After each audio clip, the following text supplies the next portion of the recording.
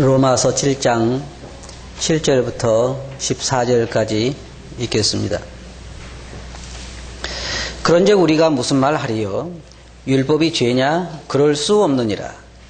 율법으로 말미암지 않고는 내가 죄를 알지 못하였으니 곧 율법이 탐내지 말라 하지 아니하였다면 내가 탐심을 알지 못하였으리라. 그러나 죄가 기회를 타서 계명으로 말미암아 내 속에서 각양 탐심을 이루었나니 이는 법이 없으면 죄가 죽은 것입니다. 전에 법을 깨닫지 못할 때에는 내가 살았더니 계명의 이름에 죄는 살아나고 나는 죽었도다. 계명의 생명에 이르게 할 그 계명이 내게 대하여 도리어 사망에 이르게 하는 것이 되었도다.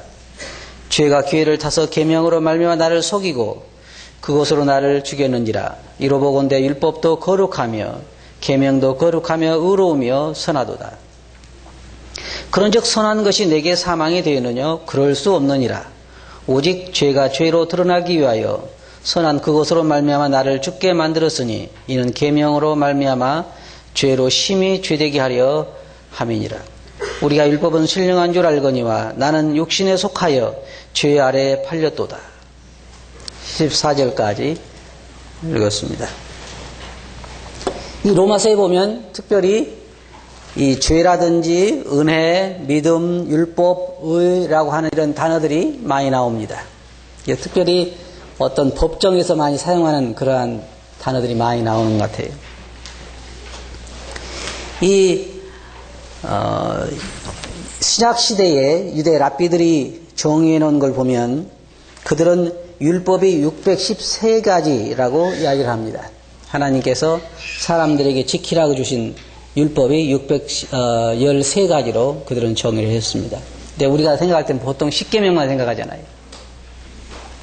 물론 10계명 그러면 10가지입니다. 10가지인데 그 10가지로는 다 지킬 수가 없습니다. 그런데 유대의 백성들이 지켜야 할 법으로 하나님께 주신 것을 613가지로 이야기하고 있고 그 가운데 248개는 뭐 예식이라든지 뭐 이런 의식법이고 365개가 금지법이라고 이야기합니다. 그러니까 뭐 하지 말라, 뭐 이것은 하지 말라 이렇게 말하는 그 계명이 365가지입니다. 365개가 무엇인지 아시는 분 한번 손 들어보세요. 아무도 모르시죠? 우리나라의 이 법전을 보면 우리나라의 법을 기록해 놓은 책을 보면 어때요? 두꺼워요? 얇아요? 굉장히 두껍습니다. 심지어 법을 오랫동안 공부한 변호사들도 진짜 정확하게 법을 다 몰라요. 그래서 무슨 일이 사건이 있을 때마다 그 책을 다 이렇게 뒤져가지고 법을 참고로 해서 하고 그러는데 진짜 법을 잘 모릅니다. 법을 모른다는 말은 무슨 말이에요? 다 지킬 수 없다는 얘기입니다. 모르는데 어떻게 지켜요? 그러니까 모르니까 죄인이 아닌 거예요. 법을 다 들여다보면 죄인이 아닌 사람이 없습니다. 근데 여기 보면 이제 문제는 뭐가 생겼냐면은 이게 지금 로마서를 우리가 그동안 공부를 해왔고 이제 남은 부분 공부를 하고 있는데 사도 바울이 지금 로마서 1장에서부터 계속해서 해오는 얘기는 무엇이냐면 하나님 앞에 의인은 없다는 것입니다.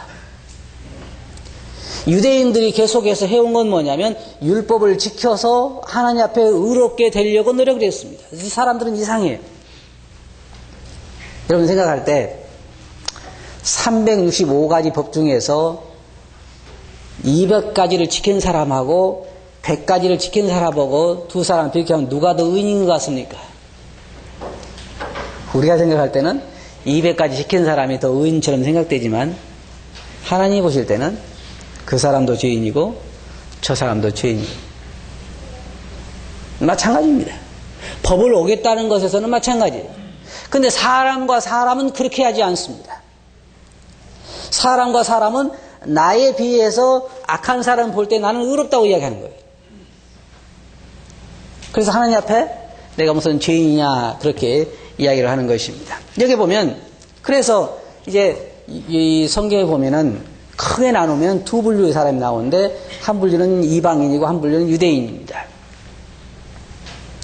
이 유대인들은 하나님의 백성으로서 특권을 받은 사람이고 이 사람들에게 하나님께서 율법을 주시면서 이 율법을 지키라고 그랬습니다. 이방인들은 율법 자체가 없어요. 왜 없을까요? 이방인들은 사람도 아니에요. 그게 뭐냐? 그대로 살다가 어디로 가야 되냐? 지옥에 가야 됐어요. 그러니까 유대인들이 기도할 때 뭐라고 기도했어요? 하나님, 나는 저 세리와 같지 아니함을 감사나이다.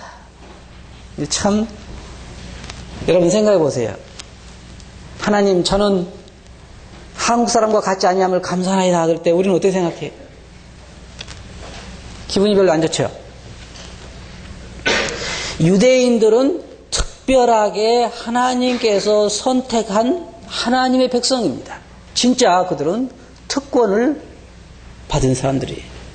그 아무도 하나님께서 내가 너희를 사랑하노라, 내가 너희 하나님이 되고 너희 백성이 되리라, 내가 너희를 구원하리라, 내가 너희와 함께하리라 그렇게 이야기한 백성이 없어요. 모세가 이야기한 것처럼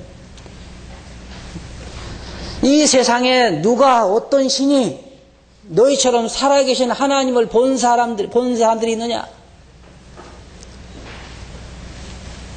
이 세상에 그 어떤 사람도, 지금은 세상에는 모든 사람들이 어떻게 보면 다 신을 섬기고 있습니다. 어떤 사람은 원숭이를 섬기고, 어떤 사람은 곰을 섬기고, 어떤 사람은 호랑이를 섬기고, 어떤 사람은 바위를 섬기고, 모든 걸 다 섬기지만 형상을 만들어 섬기죠. 살아있는 호랑이를 섬기지는 않죠, 일반적으로.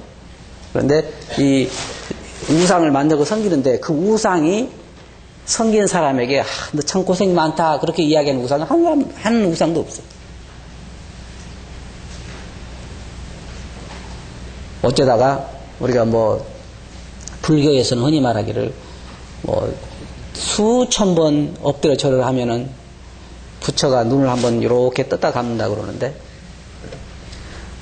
그냥 멀쩡한 사람도요, 바위도 가서 수천 번 절을 하면 어지러워서 나중에는 바위가 움직인다고 보일 거예요. 바위가 그렇지 않겠어요? 그래가지고 자기가 어지러워서 바위가 움직이는 거 모르고, 야, 내가 절했더니 바위가 움직이더라.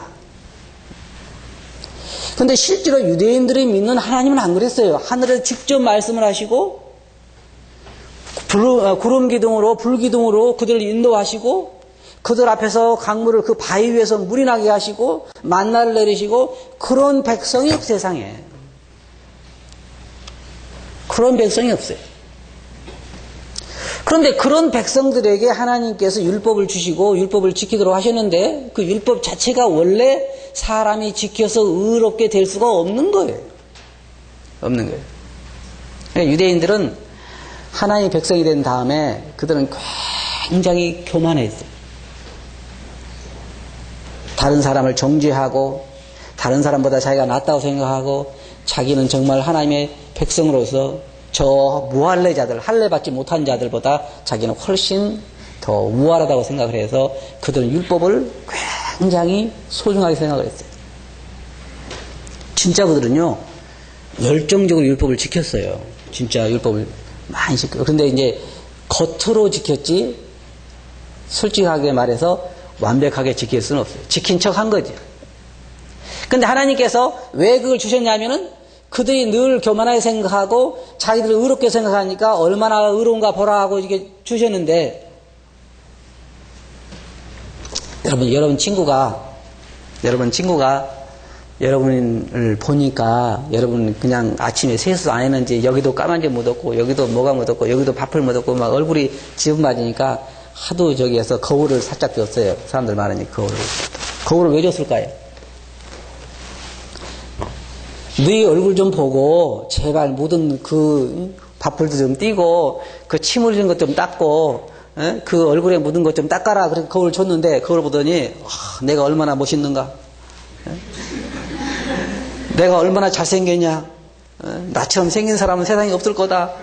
이게 뭐예요? 목적에서는 완전히 벗어난 거죠.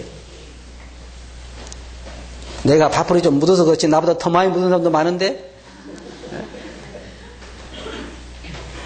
크게 유대인들이에요. 그래서 여기에 뭐냐면 사도 바울이 말하는 것은 이방인들은 소망이 없으니까 하나님이 나를 살려주면 살려주시는 것이고 살려주지 않으면 나는 죽는다 이런 마음을 가지고 하나님의 은혜를 그냥 믿음으로 받아들여서 의인이 됐어요.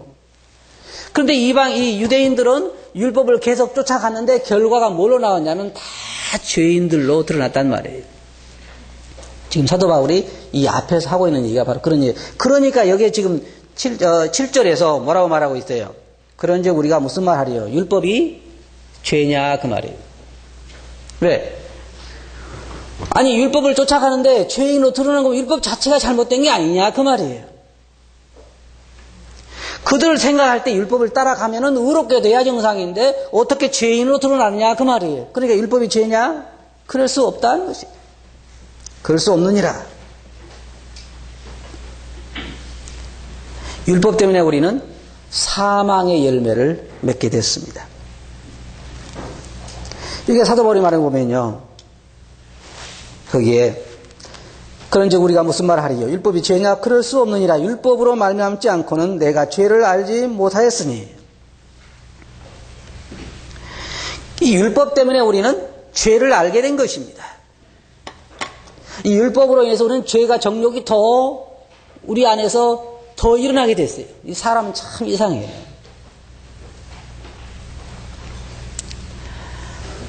그냥 법이 없는 거하고 법이 있는 거하고는 훨씬 다릅니다. 완전히 달라요. 뭘 하지 말라고 하면 그걸 더 하고 싶죠. 사람이 참 습성이 이상해요. 어떤 사람이 그랬다잖아요. 늘 이 사람은 하는 말이 아담과 하와가 왜 선악과를 따먹었을까? 그들 때문에 난 이 고생을 하는데. 그래서 그분은 이 설명을 많이 했다고 그래요. 어떤 목사님이라 그러는가 정확히 잘 모르겠는데 설명을 많이 했어요. 그래도 안 믿는 거예요. 아 그거 안 하면 되지. 그거 안 하면 되지. 왜 그걸 해가지고 따먹어가지고 우리가 이 고생을 하겠는가. 그래서 사람은 안 그렇습니다. 장로님 그게 아니라 사람이 못하게 하면 더 하고 싶어요. 나는 안 그래요. 그래서 어느 날 그 장로님을 자기가 초청을 해서 식탁을 다 해놓고는 가운데 접시를 딱 덮어놓고는 그분은 그때 장로님 내가 잠깐 나갔다 올 테니까 절대 그 상 가운데 있는 그 접시는 열어보지 마세요. 그래서 했다고요. 그리고 갔는데 장로님이 너무너무 궁금한 거예요. 이제 과연 뭘 이 식탁에 놨는데 이게 궁금할까? 뭘 열어보지 말라고 했을까? 그래가지고 살짝 열어보면 되잖아요. 그래서 살짝 열어봤는데 새가 확 날아갔어요. 거기서. 그 이제 열어보지 말라고 했는데 열어봐서 새가 날아서 이걸 잡으려고 이제는 이제 온 방안을 돌아다니고 장로님 목사님 오기 전에 그걸 닫아야 하잖아요. 잡아서 넣어야지 여기다가. 근데 그때 문 열고 들어오시는 거예요. 이제. 뭘 배웠어요? 사람은 하지 말라는 것은 더 하고 싶다는 거예요. 더 하고 싶어요. 그래서 이 법이라고 하는 것이 사도 바울이 말하는 것이 이 율법이 내 안에 각종 탐심을 각종 욕심을 일으켰다고 하는 것이 바로 그거예요. 법이 없으면 안 그래요. 법이 있을수록 우리 속에서 더 그게 나오는 것입니다. 그래서 여기에 율법 때문에 우리가 죄의 정욕이 더 크게 우리 안에서 일어나게 됐다. 그렇게 말하고 있는 것입니다. 그리고 그 정욕으로 인해서 우리는 사망의 열매를 맺게 됐습니다. 사람은 죄인이기 때문에 자동적으로 사망의 열매를 맺게 돼 있어요. 우리가 봄이 되면은 감나무는 사과를 맺고 사과나무는 밤을 맺고 그렇지는 않죠. 그렇지는 않아요. 감나무는 자연스럽게 감을 맺어요. 올해 따버리는데도 내년에 또 맺어요. 이건 감나무가 있는 동안에는 이것을 어떻게 억제할 방법이 없어요. 마찬가지로 우리는 죄인이기 때문에 죄의 열매를 맺는 것은 어떻게 할 수가 없는 것입니다. 근데 유대인들은 이 계명을 율법을 지켜서 의롭게 되려고 노력을 해봤어요. 근데 안 되는 거예요. 사람들은 마음속에 나는 죄인이 아니라고 생각을 해요. 내가 무슨 죄를 지었느냐? 사람들이 죄 그러면요. 내가 사람을 죽였느냐? 난 안 죽였다. 내가 남의 집 것을 도둑질 했느냐? 내가 옛날에 남의 집 뭐 참여 서리도 하긴 했지만 그건 죄도 아니고, 또 뭐 내가 남의 옛날에 남의 집에 지갑에서 물건 훔치기도 하고 그랬지만 그거에 뭐 돈 몇 푼 되는 거 그거 죄냐? 그것도 아니고. 자기가 생각하는 죄를 생각해 보면 딱 몇 가지밖에 없어요. 뭐 살인을 한다든지, 아니면은 뭐 남의 자동차를 훔쳐온다든지, 남의 소를 훔쳐온다든지 큰 것들. 죄라고 하는 건 그렇지 않아요. 하나님께서 말씀하시는 조금 전에 여기서 365가지 613개 그걸 다 아니라도 하나님께서 금하신 것을 365가지 중에 한 가지만 범해도 그건 죄인인 것이에요. 그래서 율법 자체는 죄가 아닙니다. 율법 자체가 나쁜 것이 아니에요. 율법 자체는 여기 있는 것처럼 선한 것이고 율법 자체는 온전한 것입니다. 여기 사도 바울이 말해보면 법이 없을 때는 내가 살았더니 그러잖아요. 그 말이 맞는 거예요. 법이 없을 때는 내가 살아있어요. 그런데 법을 내게 갖다가 적용을 시키면 나는 죄인으로 드러나는 것입니다. 지금 여기 앉아 계신 분들도 자기를 죄인이라고 생각하는 사람은 한 사람도 없습니다. 그런데 법을 갖다가 딱 들이대면 여기서 내가 한 번도 법을 안 어겼습니다라고 한 사람이 한 사람도 없어요. 해볼까요? 중앙선을 한 번도 침범 안 하신 분. 나는 지금까지 운전을 해오지만 20년 해오지만 한 번도 노란선을 넘어간 적이 없다. 한 번도. 법의 중앙선 침범이 뭡니까? 벌금 물어야죠. 벌금 물어야 돼요. 이거 다 죄인들이네. 나는 운전을 안 했기 때문에 침범한 적이 없습니다 하면 계실 거예요. 그러면은 사람이 건널 때는 꼭 횡단보도로만 건너야죠. 안 그래요? 그러면 횡단보도가 아닌데 한 번도 안 건너보신 분. 여기 우리 교회 앞에도 여기에 쭉 지금 노란선이 있는데 한 번도 안 건너보신 분. 없어요? 다 없습니다. 심지어 지금까지 길을 가다가 한 번이라도 침을 뱉은 분도 다 그 법에 저촉되게 돼 있어요. 그러니까 법 앞에서는 제일 쉬운 게 뭐냐? 나는 죄인입니다 한 것이 가장 쉬운 거예요. 법 앞에서 뻑뻑 우겨봐야 누구만 손해예요? 자기만 손해요. 자기만. 하나님께서 여기에 율법을 주실 때에 사도 바울이 여기 말한 것처럼 법이 없을 때는 내가 살았더니 맞는 말이에요. 법이 없을 때는 내가 하나도 내 양심의 가책도 없고 내가 뭐 잘못했다고 말할 수가 없지만 법이 이르렀을 때 나는 죽었다. 그 말이에요. 내가 내려가고 법이 살아났다. 그 말입니다. 그렇다고 하면 율법이 잘못된 것이냐? 그렇지 않다는 거예요. 율법 자체가 잘못된 것이 아닙니다. 내가 연약하여 못 지키는 것입니다. 여기에 율법은 그 자체가 거룩하며 다른 계명들도 다 거룩하고 의롭다 그랬습니다. 그러면 그 선한 율법이 내게 사망을 가져다 주었느냐? 그렇잖아요. 내가 연약하여 그 율법을 지킬 수가 없는 것입니다. 그러면 하나님께서 왜 율법을 우리에게 주셨을까요? 거기에 보면 첫째로 심판의 근거를 삼기 위해서 우리에게 주신 것입니다. 로마서 3장 19절 보면 우리가 알거니와 무릇 율법이 말하는 바는 율법 아래에 있는 자들에게 말하는 것이니, 그리고 4장 15절에는 율법은 진노를 이루게 하나니 율법이 없는 곳에는 범함도 없느니라. 또 이방인들은요, 율법이 없는 이방인들은 그 스스로 마음속에 법을 가지고 있어요. 여기에 앉아 계신 분들이요, 다 이방인들인데 저를 포함해서 다 우리 마음속에 법이 있습니다. 그 이상해요. 이거 누가 준 것도 아니에요. 남의 물건을 훔치다가 범죄해가지고 잡혀서 경찰서에 가면은 다 어떻게 해요? 난 그거 이해를 못해요. 남의 물건 훔치고 떳떳하면 이렇게 내가 이렇게 훔쳤다 그러지 왜 옷을 둘러쓰고 얼굴을 안 보이려고 그래요? 그렇잖아요. 여러분 텔레비에 나오는 사람들 내가 훔쳤어. 내가 뭐 잘못이야. 그런 사람 봤어요? 여러분들 다 모자를 쓰고 마스크를 쓰고 막 이렇게 옷으로 얼굴을 가리고 안 나오려고 왜 그래요? 자기 양심이 자기가 잘못했다는 것을 알기 때문에 하나님께서 이방인들에게라도 그 마음의 법을 주셔서 그가 죄인인 것을 알게 하셨다는 거예요.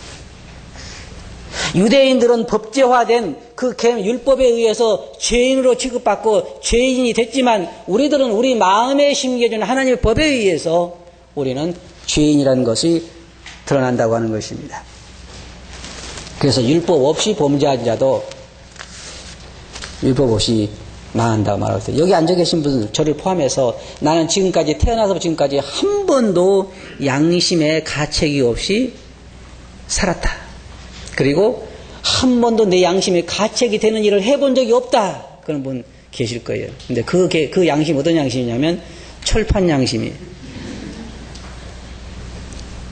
그렇잖아요?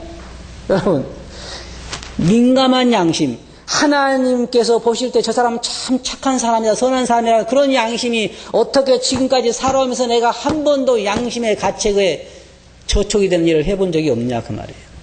그렇게 말하는 사람은 철판 양심이라 그 말이에요. 우리 보통 뭐라 그래요? 얼굴에 못 갈았다 그래요? 철판 갈았다 그러죠? 그 말 무슨 말이에요? 감각이 없다 그 말이에요. 그래서 하나님 앞에서 우리가 볼 때 우리 모두는 다 죄인으로 드러나는 것입니다. 율법에 주신 목적이 바로 그거예요. 우리가 죄인이라는 걸 드러내는 것입니다. 가장 소망이 있는 사람은 어떤 사람이냐면 솔직하게 자신을 고백하는 것입니다. 그래요. 내가 그랬습니다. 지금 생각해보면요. 사람이 참 정말 소망이 없는 것 같아요. 저도 어릴 때를 그렇게 보면 남의 감자밭에 고구마밭에 가서 서리도 많이 했는데 그걸 지금 재밌게 이야기를 해요. 그죠? 주인이 생각할 때 뭐라고 생각하겠어요? 네? 지금은 아름다운 추억으로 그때 남의 보리 배에다가 그거 먹고 그 남의 감자 고구마 캐다가 쪄먹고 그리고 뭐 이렇게 얘기하지만은 사실은 엄격하게 따지면 뭐 하는 것입니까? 남의 거 도둑질에다가 먹은 거잖아요. 또 어떤 사람들 보면은요 남의 아내하고 바람 피우고 나서는 그건 재밌게 이야기해요. 사실은 사형감인데 그 전에 하나님께 보면 뭐라 그랬어요? 돌로 쳐 죽이라고. 양심이 마비됐기 때문에 그 즐거운 추억으로 이야기하는 것입니다. 재밌게 이야기하는 거예요. 그러나 우리 성경에 보면 그건 다 하나님께서 정죄하시는 거다 하는 것을 우리가 보게 되죠. 두 번째는 하나님이 율법을 주신 것은 하나님이 요구하시는 수준이 어떤 것인가 우리에게 말씀하시기 위해서 그러신 것이 하나님께서 요구하시는 의가 뭐냐? 완벽한 것이에요. 완벽한 것. 그 다음에 죄를 깨닫기 위해서 우리들에게 그렇게 말씀하신 것입니다. 그러므로 율법의 행위로 우리가 그 앞에 의롭다 하신 것들 육체가 없다고 말씀하고 있으면서 율법으로는 죄를 깨달은다 그랬습니다. 그 다음에 13절에서 뭐라고 그랬습니까? 죄를 더 심히 죄되게 하기 위함이다. 죄의 색깔을 더 드러내기 위한 거라고 한 말입니다. 우리가 대비색이라 그러죠. 그죠? 까만 색깔을 더 부각시키려면 뒤에다가 흰색을 넣으면 더 부각되죠. 그래서 죄인들 우리들에게 율법을 갖다 비춰볼 때 우리가 더 죄인인 것이 드러나는 거예요. 죄로 더 심히 죄되게 하기 위함이라고 하는 것입니다. 그리고 또 한 가지는 뭐냐면 우리를 그리스도 앞으로 인도하기 위함이라는 것입니다. 이 율법이 우리에게 주어진 목적은 단순히 너는 죄인이다 그렇게 하는데 목적이 있는 것이 아닙니다. 율법이 우리에게 주어진 것은 우리가 죄인인 것을 드러내게 해서 우리를 그리스도에게 인도하기 위한 것이 그렇지 않다고 율법은 전혀 그 목적이 없는 것입니다. 율법이 우리에게 주어진 것은 유대인들에게 주어진 것은 우리를 그리스도에게 인도하기 위한 것이에요. 내가 죄인인 걸 깨닫고 내가 하나님 앞에 온전하지 못하는 걸 깨닫고 그리스도의 은혜 앞에 그리스도의 십자가의 대속 앞에 내 자신을 인도하기 위해서 율법이 주어진 것입니다. 근데 사람들 중에는 참 어리석은 사람들이 있어요. 율법을 지켜서 하나님 앞에 나아가려고 하는 사람들이 있어요. 참 어리석은 사람입니다. 근데 제가 볼 때요, 하나님의 계명을 많이 지킨 사람일수록 교만하더라고요. 왜 그래요? 자기보다 못 지킨 사람을 정죄하는 경향이 많이 있어요. 바리새인들이 그랬잖아요. 하나님, 나는 저 세리와 같지 아니함을 감사하나이다. 나는 일에 2번씩 금식하고 소득의 11조도 드리고. 여러분 중에요, 우리가 해야 되지만 매일 새벽기도 나오고 주일날 한 번도 안 빠지고 철야기도 계속 나오고 그 다음에 10의 2조를 계속 드리고 교회의 모든 집회에 안 빠지고 열심히 다니는 게 참 좋은 거예요. 그런데 그렇게 한 사람들이 조심해야 할 게 있어요. 뭐냐면 그렇지 못한 사람은 자기보다 좀 어떤 사람이에요? 근데 그런 사람은 마음이 참 즐거워. 왜 즐거워요? 나보다 못한 사람들이 있거든요. 근데 그것 때문에 즐거워한다면 이건 잘못된 것입니다. 하나님 앞에서 내 신앙이 하나님으로 인하여 즐거워하는 건 참 좋은 것이지만은 내 신앙생활 열심히 다른 사람과 비교해서 내가 더 우월하기 때문에 그것 때문에 기쁘다고 하는 것은 진짜 바리새인이요, 잘못된 것입니다. 어떤 사람이 그랬다고 그래요. 너는 참 육신적이다. 왜 육신적이냐 그랬더니 너는 기도 집회 안 나왔잖아. 자기는 기도 집회 나갔으니까 신령하고 이 사람 기도 집회 못 나갔으니까 육신적이라는 거예요. 우리가 이런 걸 가지고 신령하고 신령하지 않은 걸 따지고 하면 결국은 종교 생활에 얽매게 되는 것입니다. 인간의 문제가 무엇이냐면 율법이 문제가 아니라 사람이 연약하여 법을 지킬 수 없다는 것입니다. 좀 역설적인 얘기지만요, 사람이 하나님께서 말씀하신 모든 계명을 다 지킬 수 있다고 하면 사람은 구세주가 필요하지 않습니다. 여러분들이 만약의 경우에 태어나서부터 죽을 때까지 하나님의 법을 하나도 어기지 아니하고 다 지킬 수만 있다고 하면 어떤 의미에서 구세주가 필요하지 않을 수 있어요. 물론 모친이 죄 중에 나를 잉태하긴 했지만, 그러나 하나님 앞에 태어나서 한 번도 죄를 안 지을 사람은 없다는 것입니다. 그래서 인간의 문제가 뭐냐면 율법 자체가 나쁜 것이 아니라 내가 연약하다는 거예요. 내가 지킬 수 없다는 것입니다. 그래서 성경에 육신이 연약하여 할 수 없는 그것을 하나님은 하신다 그랬습니다. 성경이 그렇게 말하고 있어요. 문제는 우리에게 있는 것이지 하나님의 법에 문제가 있는 것이 아니에요. 여기 보면 생명에 이르게 해야 할 그 법이 10절을 좀 보시기 바랍니다. 10절 보면 그렇게 말하고 있죠.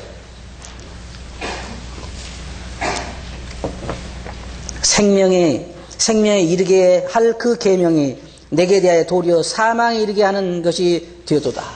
자, 율법 자체는요, 생명에 이르게 하는 법입니다. 율법 자체는 완전하고 의로운 것이기 때문에.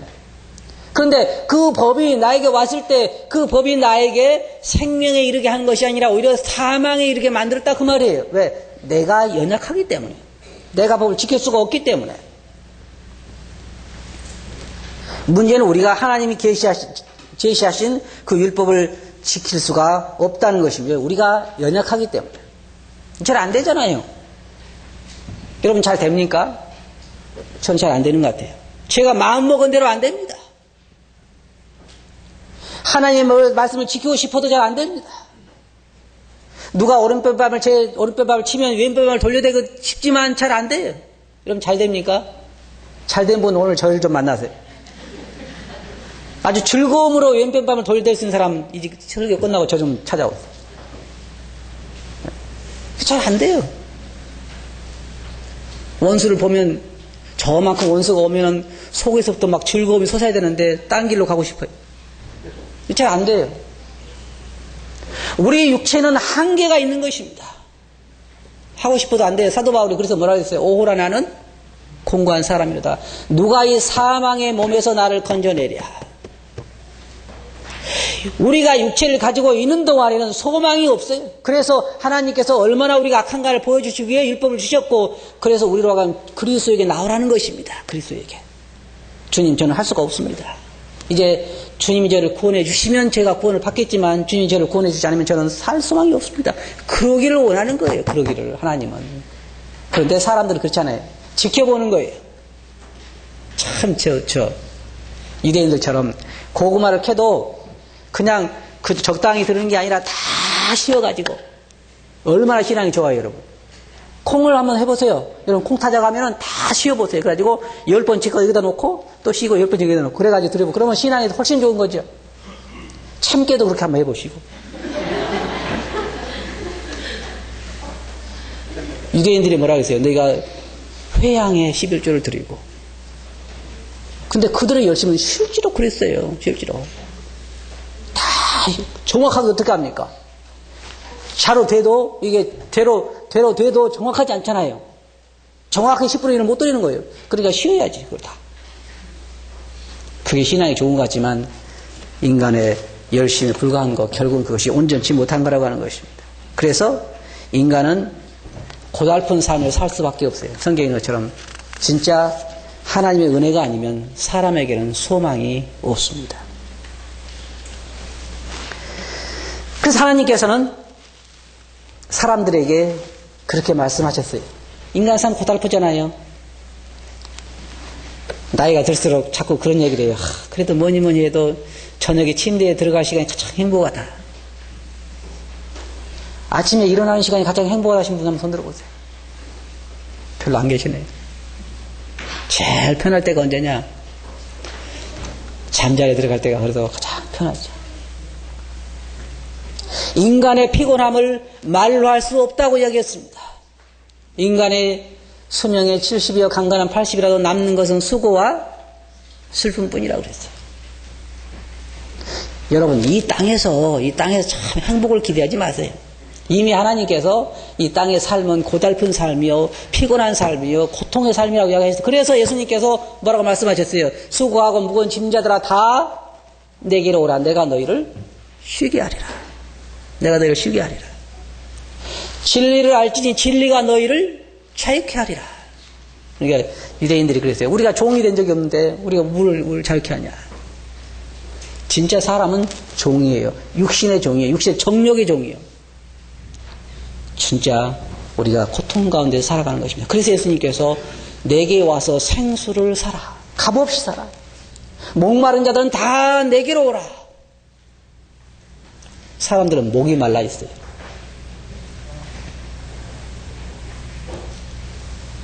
여기 앉아 계신 분들 가을에 단풍이 싹 바람에 휘날리고 쓸쓸한 바람이 우리를 스쳐가면 어때요? 마음이 속에서부터 큰 기쁨이 솟아오죠. 그래요? 말할 수 없는 희열이 속에서 솟아나죠. 그게 아니면 이상해요. 사람들은 나도 모르게 눈물이 줄 흐르잖아요. 왜 그래요? 공허하기 때문에. 공허하기 때문에 그러는 거예요. 그게 왜 그러냐면 하나님을 떠나서 그러는 거예요. 하나님을 떠나서. 그래서 예수님께서 내가 너에게 주는 평안은 세상이 주는 것 같지 아니하리라. 수고하고 무거운 짐자들 다 내게로 오라. 내가 너를 쉬게 하리라. 저는 쉼이 필요 없습니다라고 하는 사람들은 진짜 인생의 고통을 잘 모르는 사람들이 이 땅에뿐만 아니라 이제 앞으로 갈 그 나라에서 그 영원한 세계에서 그 고통을 잘 모르기 때문에 한 얘기입니다.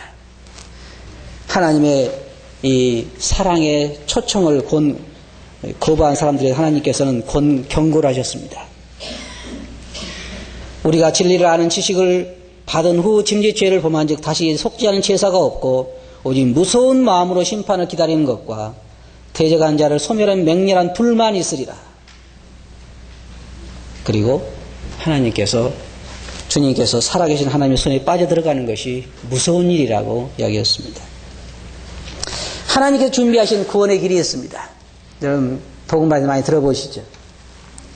요한복음 14장 6절에 예수께서 가라사대 내가 곧 길이요 진리요 생명이니 나로 말미암지 않고는 아버지께로 올 자가 없느니라 라고 말씀하시고 다른 이로서는 구원을 얻을 수 없나니 천하 인간의 구원을 얻을 만한 다른 이름을 우리에게 주신 일이 없음이니라. 다른 이로서는 구원을 얻을 수 없다는 것입니다. 이 세상에 많은 종교가 있지만 절대로 다른 길로서는 구원을 얻을 수가 없습니다.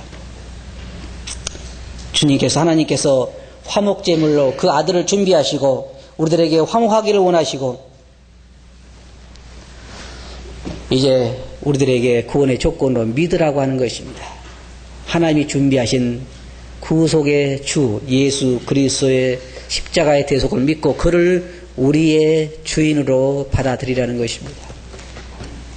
그러면 하나님께서 영원한 생명을 주시겠다는 거예요. 율법이 그래서 주어진 것입니다.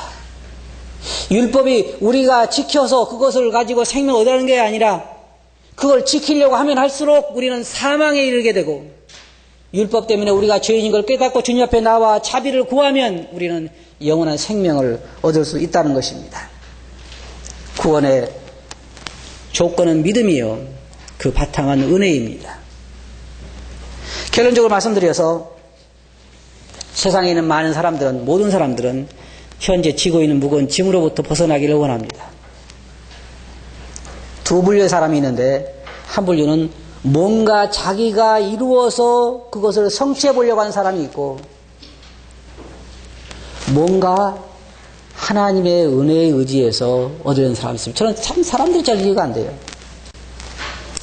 어떤 사람을 보면 자기가 원하는 것, 속죄함을 얻기 위해서, 죄책감으로부터 벗어나기 위해서, 뭔가 신의 마음을 만족해 하기 위해서 더러운 흙탕물에도 들어가고 자기 몸을 십자가에 못 박기도 하고 삼보일배라고 해가지고 계속해서 길에 가서 3번 걷고 절하고 무릎이 다 나가도록 절을 하고 그런 고행을 하면서도 왜 그냥 은혜로 주는 구원을 무시하냐 이 말이에요. 이해가 안 가요. 왜 그러냐면요. 사람 마음속에는 뭔가 내가 대가를 지불해야 된다고 생각하는 게 있어요. 그게 어려운 것입니다. 하나님 우리들에게 선물로 그리스도를 준비하셨습니다. 율법 자체가 나쁜 건 아닙니다. 그러나 율법을 지켜서 하늘나라에 가려고 하는 건 아닙니다. 그럴 수 없습니다. 다만 율법은 우리가 얼마나 죄인인가를 드러내기 위한 것이요. 그래서 우리를 그리스도에게로 인도하기 위한 것입니다. 저는 오늘 여기서 두 가지 교훈을 생각해 보겠습니다. 하나는 아직까지 예수 그리스도를 믿지 않으신 분들이 계시다고 하면 여러분 솔직하게 주님 앞에 나가서 여러분 자신을 내놓으면 돼요. 주님 저는 죄인입니다. 죄를 자백합니다. 제가 주님을 받아들이겠습니다. 십자가에 저를 위해 대신 돌아가신 사실을 믿고 그 대속을 인하여 죄 용서 받은 걸 받아들이겠습니다라고 주님을 받아들이면 돼요. 두 번째로 믿는 우리 성도들 중에도요. 때때로 율법을 지키고 행함으로 자기의 구원을 계속 유지하려고 하는 사람들이 들어있어요. 우리는 우리 행함으로 우리 구원을 지키는 것이 아닙니다. 우리는 은혜 가운데 있는 것이요. 우리는 하나님의 자녀가 된 사람들이지 우리가 구원을 지키는 것이 아니에요. 하나님이 지켜주시는 거죠. 누가 우리를 그리스도의 사랑에서 끊으리요? 우리가 아니에요. 때때로 우리의 선행 때문에 우리 하나님 말씀 지키는 것 때문에 우리가 구원을 유지한다고 생각하는 잘못된 사람들도 있고 또 한 가지는 뭐냐면 우리가 다른 사람과 비교해서 교만한 마음을 갖기가 쉬운데 우리는 은혜 안에서 겸손하고 하나님의 값없이 주신 구원을 인하여 감사해야 할 것입니다. 구원받은 분이든지 받지 않는 분이든지 율법으로 주신 목적을 분명히 이해하고 적용하시기 바랍니다. 기도하겠습니다. 거룩하신 아버지 하나님, 저희들이 율법을 저희들에게 주신 목적에 대해서 생각해 보았나이다. 저희들을 구원하시기 위해서 저희들이 얼마나 악한 자들인가를 보여주시기 위해서 그래서 저희들을 그리스도에게 인도하기 위해서 주신 율법의 목적에 대해 저희들이 배울 수 있는 시간을 주셔서 감사합니다. 저희 중에 혹시 아직까지 뭔가 선행으로 하늘나라에 가려고 하는 사람이 있다고 하면 이것을 깨닫게 해주시고 또 자기의 선행으로 자기의 구원이 유지된다고 생각하는 사람이 있다고 하면 그것도 고치게 해주시기 원합니다. 그 말씀 듣게 의지하옵고 예수 이름으로 아버지께 감사하며 기도합나이다. 아멘.